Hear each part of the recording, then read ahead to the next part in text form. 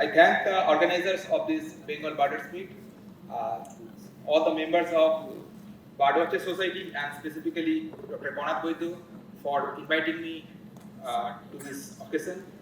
It's a real pleasure to be among people who share a common passion for birds and the nature. I'd like to begin with a beautiful phrase from ancient Indian philosophy. That's Nad Brahma, or Nada Brahma. It literally means the universe is sound. Whether we interpret it philosophically or scientifically, one thing is certain: nature is never silent. All the grasslands, all the forests, all the wetlands, they have their own voices. And in today's talk, I will try to tell you how listening to these voices carefully can tell us about the health of the ecosystem itself. So, I am from a scientific research fraternity, but I am not going to deliver this talk in a technical way. Rather, I would revolve my talk around 5 questions. You can see the questions in the slide itself. First, why should we listen to nature? Then, what is hidden inside a bird recording? Once we understand that, we will ask, what else can bird sounds reveal? Then we will see how scientists actually listen to ecosystems. What's the difference from the perspective of the citizen scientist? And finally, we'll come back to all of us. What can birders do? What we can do in terms of listening to nature? So I'll ask you one question before I start. Why do we love birds? What's your answer? Why do we love birds? Anybody? Sorry? Yeah, that's one. So obviously, there's could be multiple things, but one major thing is their beautiful, the colorfulness, and the liveliness, all these things together. But one thing is to assure, we all see nature through the window of birds. So one thing is sure, we all appreciate the birds and their sounds. Now, let me ask another question here. What can bird sounds tell us?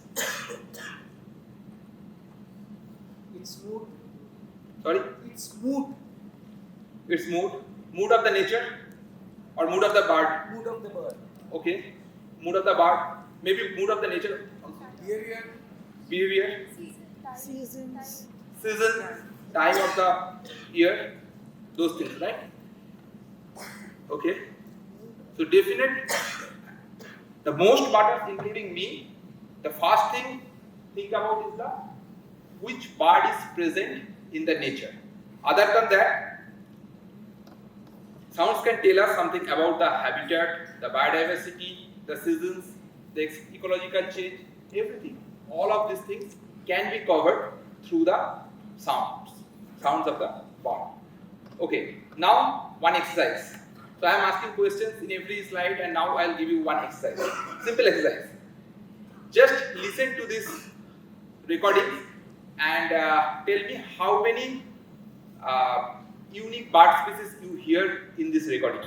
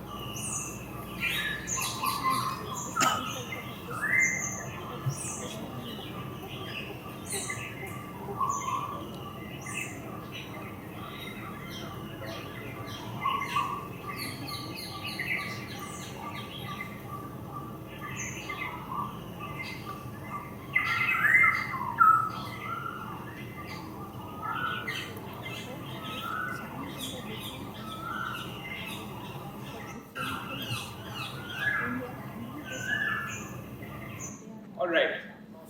Blackwood and Oriole. How many? 10. 10. Total. Uh, anybody else? 6. 6, 5. 8, 7. Okay, 5, 6, 7, 11 and 12. Okay. Let's see what Marlin says.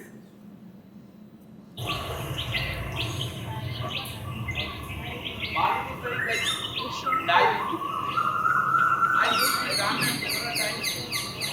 I ran that several times in different devices in Marlin.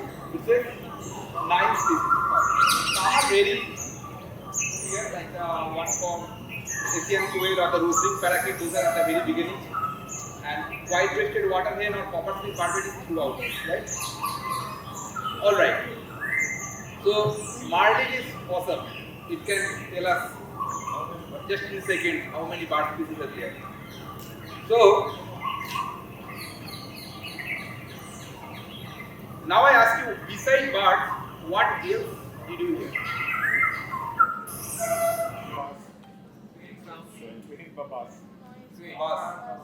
Train. The sound recording is by Mr. Sudipto Rai. I think he's also associated with bird. Because it's not on the foot. Yeah, it's not on the bridge. There's no train here on the There is no train there. It's from the Chintamani Kaur Bird Sanctuary recording that's back in 2013 done by Mr. Sudipto Rai. He's also, I think, associated with birdwatching. Sorry? Yeah. What else? Some vehicle sounds. What else? Birds, vehicles. Anything else? All right. Sorry? Wind. Right. So every recording is not just like the bird sound. It itself is the soundscape, and soundscape consists of 3 components. We know. One is definitely the biophony, the sounds of the living organisms like the birds, insects, and all. Then the human sounds, the anthropophony, like the sounds of the car and the bus, and the human interactions, maybe from the other things like the mechanical sound. And then the third is the geophony, the natural sounds from the rainfall, from the winds and all. So altogether, there are these three components that creates the soundscape for us. So other than the bird species presence or absence, we can hear the other components of the soundscape as well. Okay, all right. So now we just listened to one sound that was from April 2013, that's the spring 2013, and from Narendrapur area. Now we'll listen another sound. Sorry, I'll come back. I'll play the other sound later on. So this is one perspective that we get from the Marlin. Who is singing? Who is singing? These 9 birds are singing. This perspective is there. And the second perspective is what is the ecosystem saying? Now you will see some terminologies. Some people are in this house maybe accustomed with this acoustic indices like the acoustic complexity index, acoustic diversity index, bioacoustic index, normalized difference soundscape index, or background noise, and so on so forth. I am not going to get into details of all these acoustic indices because those are statistical calculations and mostly the mathematical part. I am not going to that part. Just look at the values of those things like 2837, 1.99 and so on and so forth. So these are the components, these are the different indices of the soundscape. This is another way of understanding the soundscape, understanding the recording itself, right? So these are 2 perspectives. One is just the presence absence, the presence of the species, and then the health of the ecosystem or the indices of the ecosystem. All right. So now we in soundscape ecology or ecoacoustics we make one analogy with the different body parameters, like the different medical test. So once we feel bad or once we go for the medical checkup, the doctor will first test the blood pressure, maybe the pulse rate or the oxygen saturation. If he thinks or if he or she thinks, like he will send for some blood test for blood sugar, cholesterol and so on and so forth. All these parameters together tells about the health. How is our health? Similarly, to understand the soundscape, we need such indices. And I here just give example of 5 such indices. There are several indices and all the indices have different uses, right? Now, I play another sound here, recorded by the same person and almost nearby dates. That was the 13th April, this is 3rd April, and this is from the Ravindra Sarovar area. First listen to this.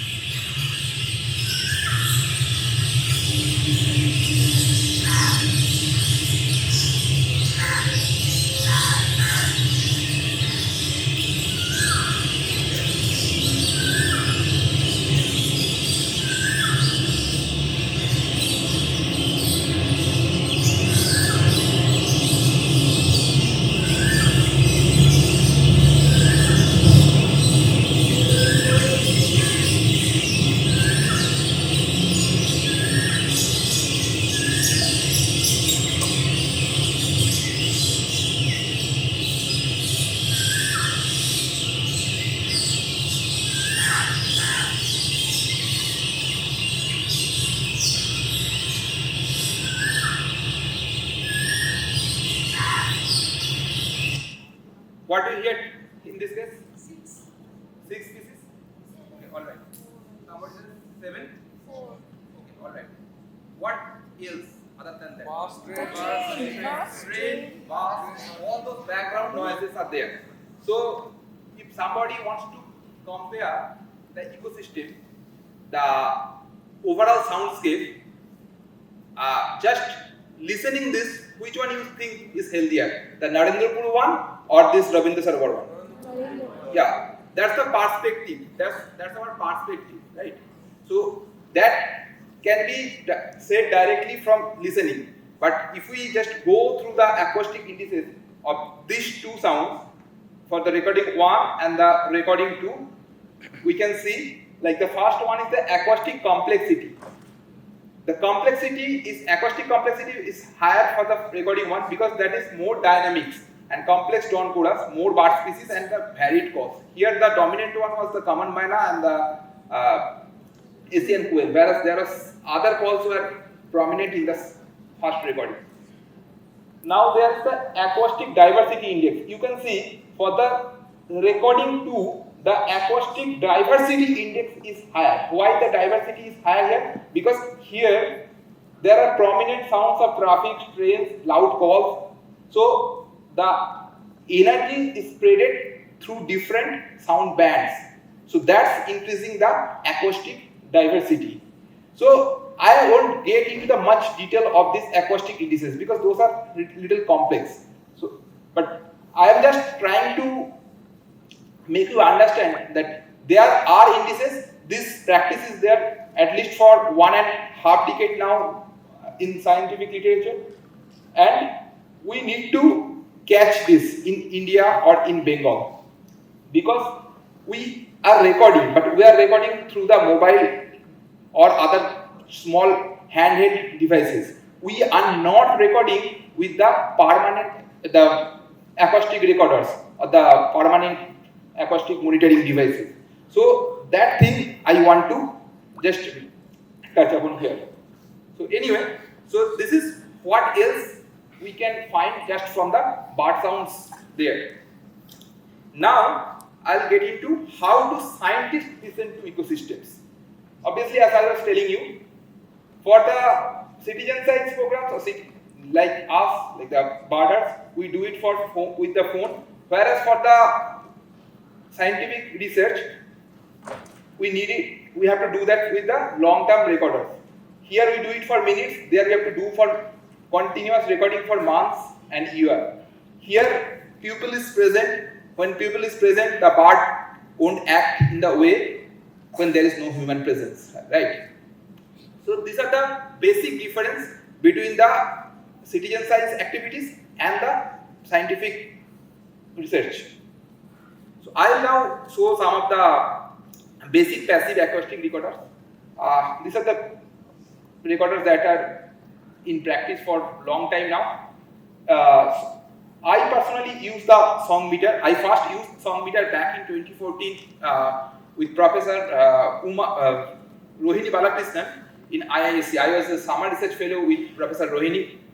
At that time I used song meter 2, that was song meter 2 at that time, that was very widely used. Now we are using the song meter 4 and so on and so forth.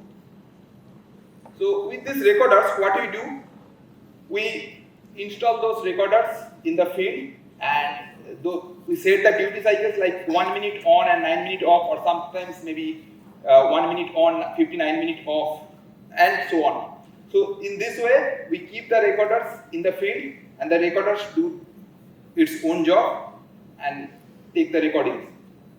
So these are the passive acoustic recorders, and then from those recorders we interpret the scientific information.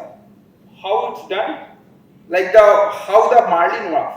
Like from the raw data of audio metadata, it's split into 3-second spectrographs.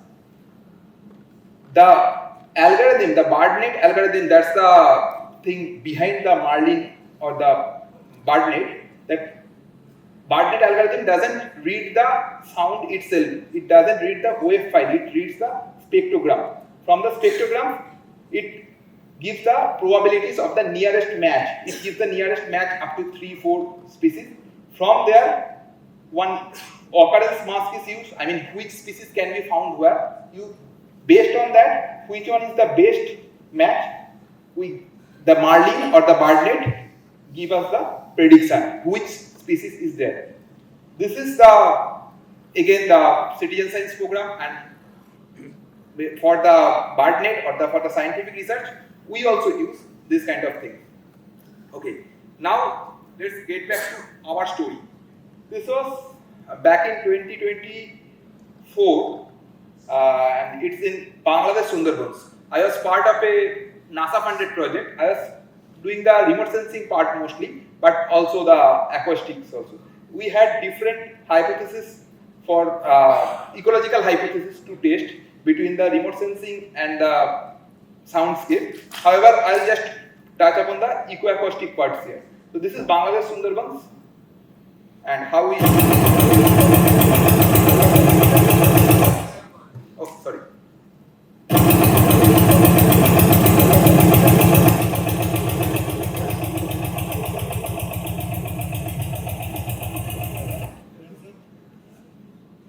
I was lucky enough to step onto the land of the Royal Bengal tiger. I mean, that was like a dream for me for a long time to step into Sundarbans. I visited different. So you can see there is one song meter. We installed in the Bangladesh Sundarbans, and at this time we were there just to service the song meter, like changing the SD card, changing the batteries, and so on. So like those sound recorders were there for 6 months, and after 6 months we were there to change the batteries and so on. So anyway. So these people do the most hard work there. You can see the passive acoustic recorder. This has 6 months of data there, 6 months of continuous recording in the middle of the Bangladesh Sundarbans. So now I show some of the outputs of this data. So in Bangladesh Sundarbans, we had actually 18 sensors. But we didn't get the data from 18 sensors because some are stolen. In some of the recorders there was some ant nest, the battery was damaged and so on. But luckily we got 3 sensors in 3 zones, like the hyposaline, hypersaline, and the mesosaline zones. Like there is a salinity gradient in the Sundarbans. The area that's the western part of Bangladesh Sundarban, that's close to our part, West Bengal part, that's the maximum the salinity is there. So it's the hypersaline zone, then the middle part, that's the mesosaline zone, and then the easternmost part, that's the hyposaline zone. And from those 6 months of recording, the bird species we found from the BirdNet data, it's like that. You can see. Can you imagine, like 355 species, 355 individual species from the western zone, then 326 from the central zone, and 265 from the eastern zone. If we have done that by foot or by the field work, we couldn't do that. That was not possible to detect so many species, and for that we need a lot of human effort, lot of field days and logistics and money also. We have to be there for a long time. So this is just one part, that's the bird species richness. So now from that we can extract several other things. Like if we look at the bird species richness per hour, I mean you can see there is a boom around the 6 o'clock or 7 o'clock. That's the dawn chorus time, and it's the month of December. This particular recordings were from the month of December. So the morning is late, the sunrise is late, and you can see the dusk chorus at around 5 p.m. or something like that, 5 p.m. around. Then there is a sudden drop, and then some nocturnal species are being active at night. So this is just of 1 day data, and across 3 zones, and then there are graphics from all zones combined. Anyway, so this is how we interpret sounds. Another part is like the migratory voices. We talk a lot of the time about the migratory birds. We sometimes record them, sometimes we couldn't. Which migratory birds are coming and going back, we can't detect every time. But if we install one sound recorder can detect sound in those very calm places up to 1 kilometer. 500 meter to 1 kilometer areas it can easily cover. So installing those devices, we can record a lot of the sound. And you can see these are the migratory voices from our recordings for those days. So total around 47 migratory bird species were recorded through the recorders across the 3 zones. Similarly, we have data regarding the nocturnally active birds. Similarly, we have data regarding the acoustic indices from all the 3 zones. We have the temporal pattern, I mean how the bird diversity is changing over time, like every month. That data set was from June to December. So like we have the data from like how that's changing in the monsoon, then the migratory birds are coming post-monsoon period before the winter, and we can see that change. We can see that change through the soundscape. So this is the thing. I think we have to also cope up with how the global science is going on.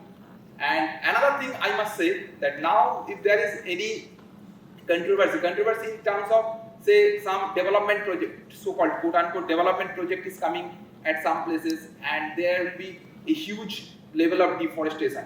So we take the help of the satellite images. Now we have long-term satellite images from 1980s and so on. From 1980s, we have very clear satellite images through Landsat, and also Indian LIS 3, LIS 4, those data, Landsat 7, 8, all these are there.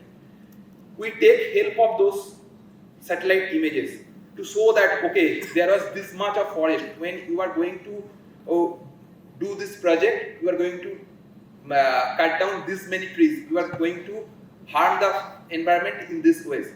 And even in the legal procedures, those data is valuable nowadays, those satellite data. Similarly, if we have long-term recording from the important habitats, important ecosystems, when there is something people are going to destroy one important ecosystem, we can argue, at least we can show the evidence. See, this endemic species or maybe this important, this critically endangered bird species is coming to this place every year. We shouldn't destroy this. This is our asset. This is not something, this is the natural resource we should protect, not we should destroy.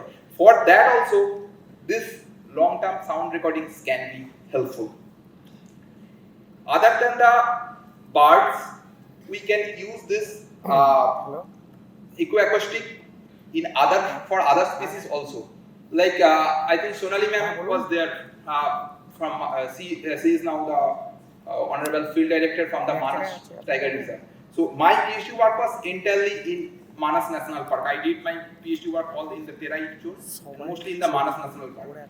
Manas is famous for the one-horned rhino, just like the Kaziranga. But Manas identity is not with the one-horned rhino. Manas identity with two other species. One is the pygmy hawk, the flagship species there, and the Bengal florican. These two are the most important species also there. So even for the Bengal florican presence, or maybe people are releasing the pygmy hawks in certain areas, and we are installing the cameras. We are installing cameras in the forest, but pygmy hawks are the tiny animals, very tiny, small ones. Sometimes those are, we don't get the footage from the camera. But if we have the recorders there, we can detect the presence. We can talk about their diversity. We can talk about their overall abundance. Similarly for the Bengal florican. So this acoustic recorders, long-term recordings, can be a game changer for conservation, for the birds, for nature itself. And I definitely accept that there is many criticism about the acoustic indices. Acoustic indices are not fully well-proved everywhere. Like I was just showing those 4-5 acoustic indices because those are at least consistent for different recordings from different continents and with that definition. But other acoustic indices are not always up to the mark in terms of consistency. People are working on those lines. People are working on the acoustic indices all over the world. But we should adapt. First, if we have the recordings, we can do anything. We can work on those acoustic indices, XYZ and all. Alright? Now the fifth question, what can birders do? What we can do? I will tell you that birders are already citizen scientists because we hear the bird, we identify it, we record it, and we share it. Once you are into the field, once you are into the nature, you just record one sound, put it in Marley, you record that, you identify the species, and put it on eBird. That itself a data.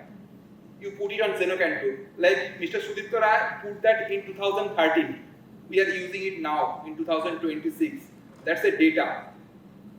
Through Birdwatcher Society, every year the Dawn Chorus Day is celebrated.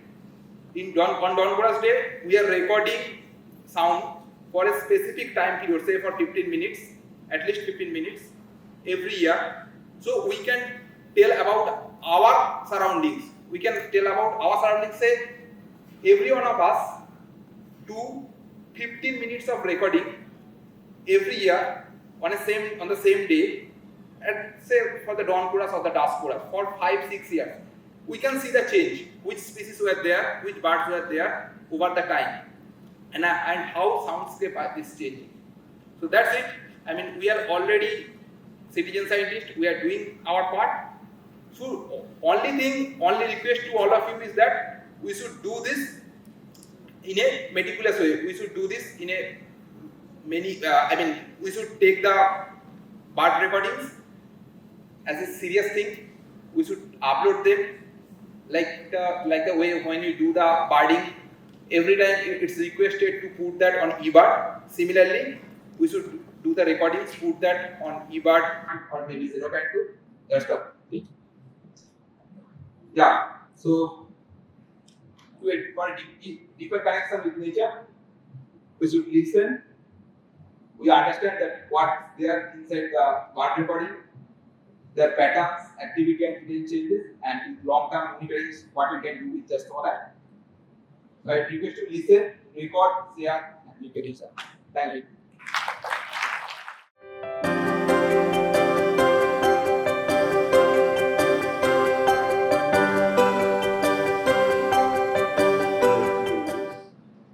And also considering professional recorders, you take telephone and mics and things like that.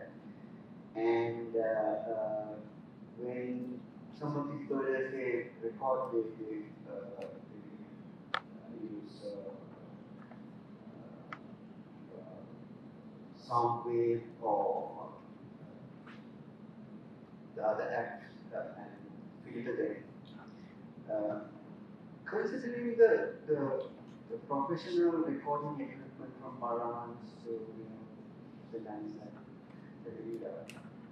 the technology you use, how accurate that's one question. And the other question is, how would Merlin recognize mimicry of some species, quite a few species, a lot of mimicry? Right. Great questions. So, coming to the first part, sir. The first part was regarding the professional recorders and this part.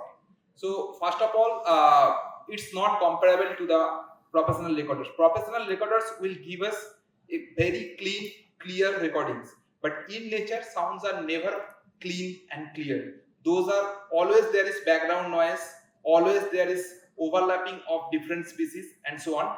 So when the algorithm is trained, the BirdNet is trained each and every day with new recordings coming every day. So at those times, as those clean recordings are used, like you said about the Marans and other things, similarly noisy recordings are also used in the recorders. So it's not comparable with those things. Like in the lab I was working at that time, that's the Center for Global Soundscape. People are working for the sounds of insects and amphibians, basically for the frogs. For those studies at the level, people need very clean sounds. For those, we need the professional recordings. But bird sound has crossed some path already. Already, it's at more than 1 decade old, this thing. And the second part, the second question was about the mimicry. Regarding the mimicry, it gets confused. The program back in 2014, when I was in IISER, the program that I was working with the lady, she was working on the mimicry of the rat-tailed drongo itself. The rat-tailed drongo can mimic several other species in some of the mammals also. So yeah, in terms of mimicry, it can't detect because the wave is same. The spectrogram is similar. This is so accurate with the original species. So it makes the mistakes in those cases. Yeah, that one thing is there. Thank you. Is it possible to identify individual birds with really detailed sound recordings? And secondly, like the individual bird.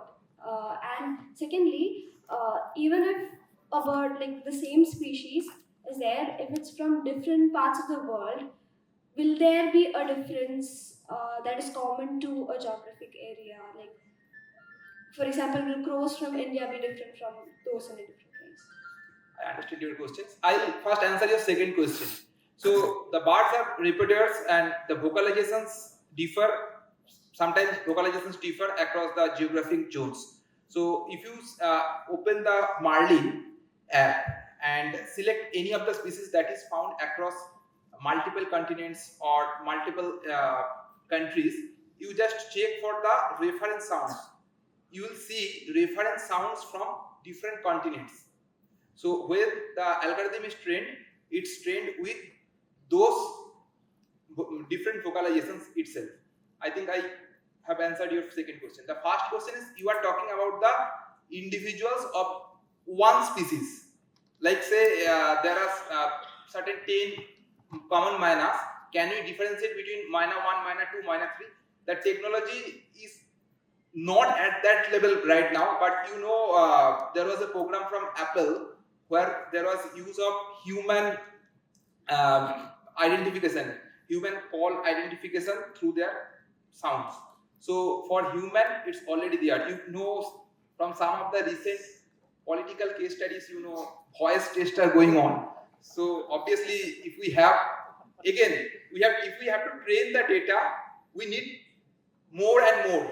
We have to train the algorithm, we need more data. So then, okay, we can differentiate between minor 1, minor 2, minor 3, minor 4 and minor 5. But for that, we need data from minor 1 itself, say at least 10 separate recordings from minor 1, same for minor 2, minor 3 and minor 5. And from those, we have to find out components that can separate the individuals. Not just from the spectrograms. We have to look for, say, the energy distribution through different spectrum. I won't go much detail to that, but it's possible. Definitely, it's possible. But again, we need the data. Oh, it was not recorded anyway. This was from a different work. So I was part of Purdue University. From Purdue, I joined Purdue University. There I was working with Emily Francis and basically with the Save the Rabbit Sleep. That's an NGO in the United States. So you know there is coastal radio across the coastal line of California and southern Oregon. So in the United States, and specifically Save the Rabbit was looking for one very accurate map of coast radio.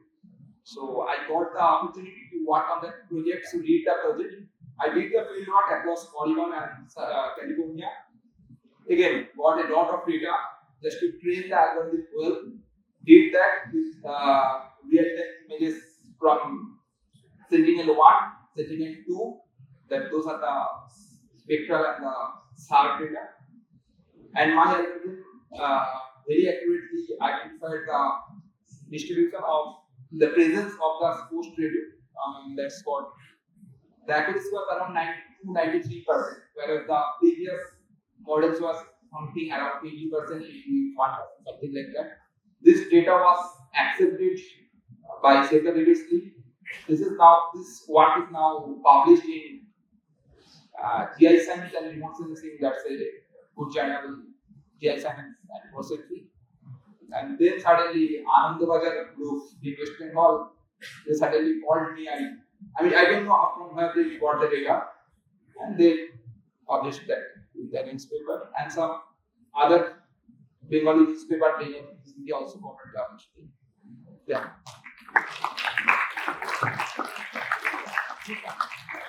Good evening, sir. First of all, thank you. It was such an interesting and informative presentation, actually. And I have two questions, and these are mainly about sound, not much about ecology or birds. First of all, in the page where it was titled Passive Acoustic Monitoring, where you talk about how scientists listen to nature or how they record nature. So there was a sentence of phrase, listening at scale. As we know, there are certain scales in conventional music, like C sharp or C sharp diminished, or the musical scales. Did you refer to them? Okay, so you didn't refer. No. That's a spatial and temporal scale. The spatial and temporal scale. Say we are recordings, so that's not music scale. Sorry about that. Sorry for the confusion. I'm talking about the spatial and temporal scale. Say, like I showed you the slide. Like for the citizen science activities, we do it for minutes. For the scientific activities, we do it for months and years. That's the difference in the temporal scale. Similarly, for when we do recording with mobile, we do it for one place. When we do it with the passive acoustic recorders, it's recording with 1 kilometer radius area. So I'm talking about the spatial and temporal scale. Yeah, sorry for the confusion. Thank you, sir. And the second question is, it's also about sound, actually. When we are recording certain sounds from nature, can we differentiate those sounds as per the musical notes, the 12 notes that we have, and can we differentiate it and make different notes from nature and make melodies if we want? Is it possible to distinguish certain notes from nature? Musical notes, I'm talking about that. As per, I am not an expert in music anyway, but what I know that my previous institute, that Purdue University, the Center for Global Soundscape, they have sound data from 23 different ecosystems, and they have recordings for nearly 25 years. And some Hollywood group already bought those recordings, and they are using those sounds through mixing and all in their movies, in their films. So those sounds are important for entertainment purpose also, like the sounds of the one flowing fountain, one stream, small stream, the sound of that. Those recordings are also done when we record the nature. So those are being used. Definitely it can be used then for music also. If that's up to the expertise of the musician, I guess. Thank you, sir. Thank you so very much.